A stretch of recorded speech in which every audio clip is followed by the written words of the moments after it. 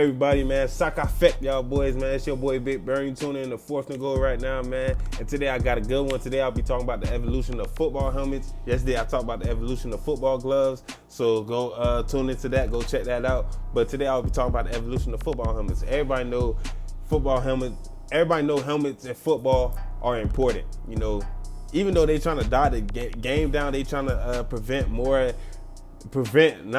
less head injuries and traumas. Dog, it's still gonna be the same, man. But the football helmets are getting better nowadays, you know, especially with the Rydels, the Scuts, and the the VCs, the Vices, I don't know, but yeah, man, you know, and then plus it's different type of helmets and everything, so it's more suiting though. But let's also get into the topic, man. Let's get into this. Sit back, relax, as I talk about the football helmets right now, man. So yeah, every Sunday during football season, the excitement and anticipation build as we wait for kickoff through the spring, twists, and breaks. There's no doubt that all NFL teams leave it all on the field, playing their hardest every play in every game and every season. Although it may seem that all too many injuries are reported year after year, the evolution of football helmets had came a long way since the introduction to the field. And so to have the athletes and committee members to view the seriousness of head injuries, we know how serious it is. You know, I don't want to bring it up, but look at Tua. You know, he keep getting these head injuries, and they trying to figure out what type of helmet or how they could stop the head injuries. Even though I feel like he shouldn't play, man, but that's some Dolphins, dog. We gonna do whatever we gonna do, man, to fuck it up, man. But yeah, man, let's get into it. And the NFL reporting showed a 24% decrease of concussions during the preseason and regular season, from 281 in 2017 to 214 in 2018 season. This drop was particularly we're in 2025, so yeah, this is old article and everything. The concussions dropped. We can see that football helmets are the only thing protecting players' heads from hard hits, concussions, and other head injuries during the game. A football helmet can be defined as a piece of protective equipment, which it is. We need it after all the hitting we do, and sometimes people come in with their head, leading in with their head. Even though they're trying to stop that, but I get, like I said, it's football, man. You can't stop that. As a piece of protective equipment used mainly in American football and Canadian football, it consists of hard plastic shell with thick padding on the inside, a face mask made of one or more plastic coated metal bars, and chin strap. The first football helmets, man, I want to talk about this because what the hell, bro? But that's all they had back then, though, man. It looked like they got some fucking pilot shit on, man, and then they smacking heads with each other like head-butted rams and shit, man. Hell nah, dog. I ain't gonna lie. But that's what it was back in the day. The first use of the football headgear dates back to 1869 when George Rose Barkley, the Lafayette College halfback, started to use straps and earpieces to protect his ears. There's no documentation on who actually invented the first football helmet. However, the same sources credit James Naismith, while others credit U.S. Naval Academy midshipman Joseph M. Reeves. I apologize, I got that wrong. Who had a protective headpiece made out of moleskin in 1893 in the Army-Navy game. The initial adoption of football helmets. Helmets were widely used in football during the 1920s. These helmets consisted of leather with some padding on the inside, but provided little protection. While the helmet was developed to protect the head, these helmets lacked face masks. They didn't have no face masks back in the day, and as a result, injuries were still in common. I could tell that because no face mask, bro. People had that hard shell coming into your face, broken noses, teeth falling out, swollen eye, all that shit, man. It wasn't until 1939 when the first plastic helmet became available. The Rydell Company of Chicago. Damn, Rydell that old, dog? I ain't know that, man. Manufactured by the first plastic helmet, believing that it was safer than the leather conditions that were being used on the field. The plastic frame was able to hold its shape when a collision occurred and included more padding and cushion for safety. The plastic helmets also included a plastic face mask and protecting the entire head.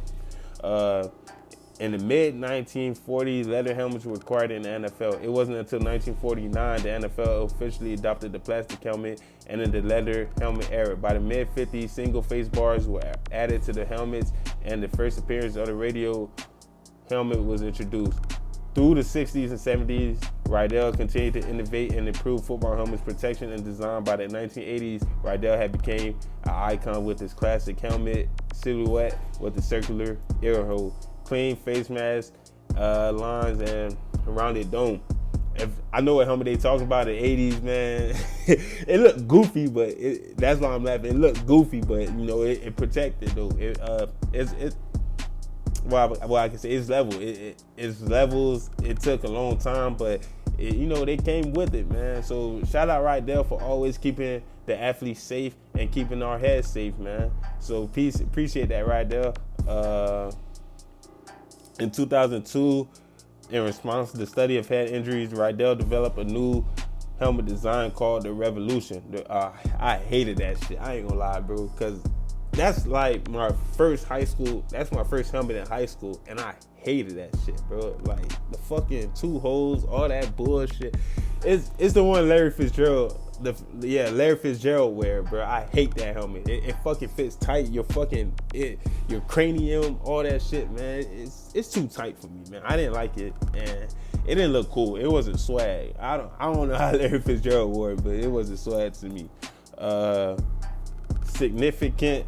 Where we at? Significant remodel in 25 years, and as of 2007, Riddell has sold 750,000 helmets in 2007 due to the demand for safer football helmets. Scott Sports announced the arrival of the next generation helmet known as the Scott Ion 4D. I like that helmet, man. I like that helmet for sure.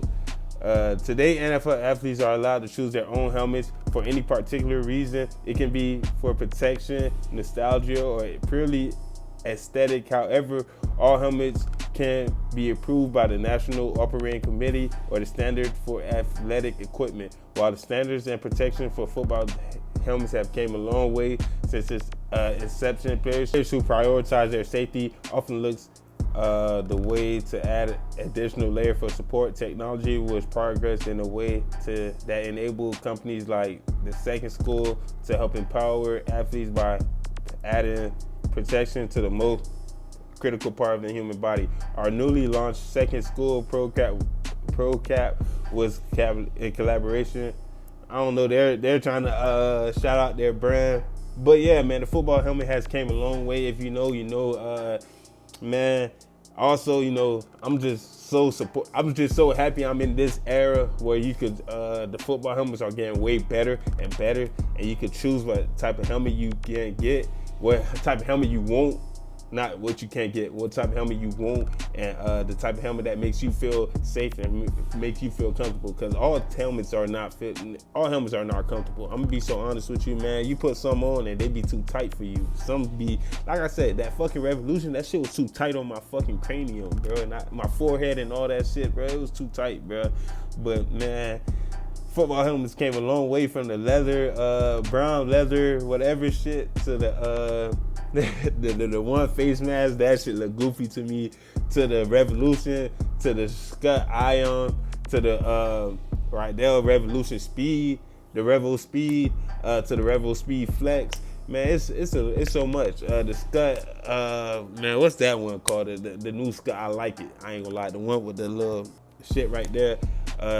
All the receivers wear it, bro, but it's dope though. I forgot what it's called, man. But yeah, man, appreciate y'all boys for tuning in.